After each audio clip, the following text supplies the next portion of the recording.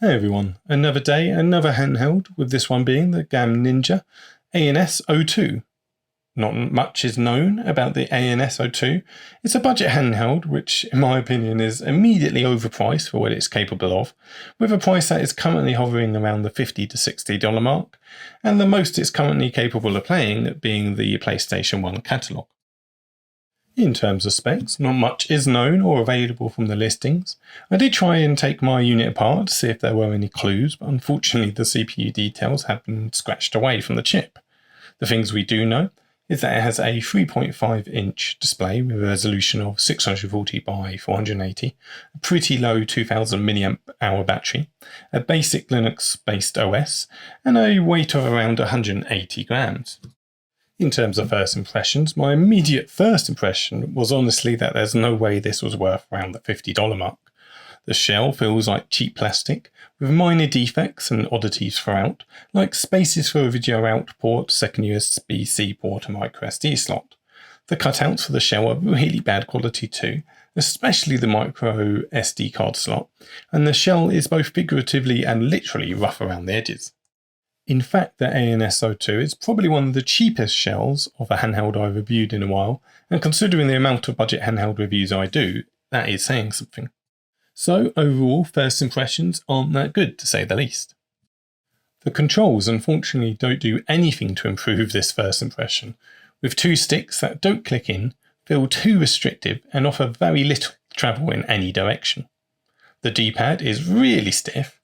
It unfortunately doesn't recess into the shell when pressed, but there is next to no resistance in any direction, so my thumb just essentially glides around the top of it with no physical feedback from the D-pad. Multi-directionals are very difficult to pull off because of this, and it's just not nice to use in game. The shoulder buttons are at least relatively quiet for these clicky style shoulder buttons, and I'm not sure if it will come out well on camera, but there's essentially a really thin overhang of plastic that is relatively sharp around the edges, and it just makes them unpleasant to use if your fingers are sitting anywhere near the edges when pressing them.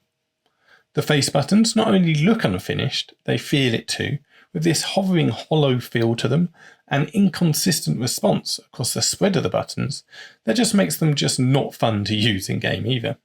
So overall, a very disappointing control setup. The stock firmware is called the Retro Game Box and looks to be a very basic Miu inspired setup with basic game listings and very minor settings exposed. The download tab unfortunately only updates the game lists rather than having any form of wireless capability, and the settings essentially boil down to language, navigation, sound, brightness and sleep time. While in game we have access to a handful of save states and limited control mapping, and that's about it. So I'll cut some gameplay footage now before summarising back up at the end.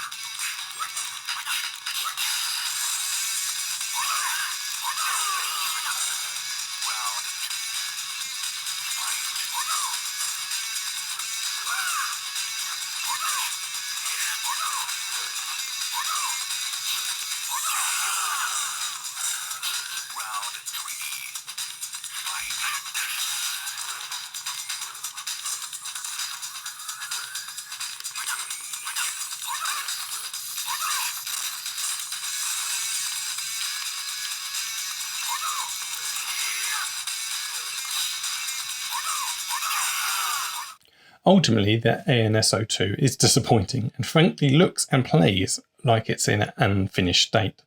It somehow plays PlayStation better than Super Nintendo, the controls are poor, the shell build quality is really poor, and it's priced just too much.